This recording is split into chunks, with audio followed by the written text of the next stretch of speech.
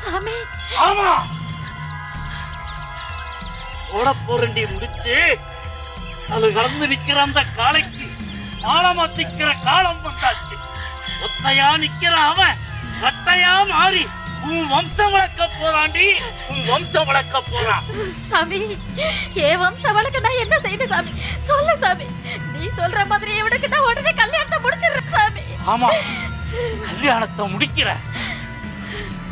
கை காட்டுற பொண்ணுக்கே அவனை கொடுத்து கல்யாணத்தை முடிக்கிற. பொண்ணு பார்த்தாச்சா சாமி? 8 திக்கு தேட வேணாம், 8 நட போட வேணாம். எட்டி கலங்காட்டம் கனக மயிலாட்டம் இங்கேயே இருக்கா அந்த மகராசி.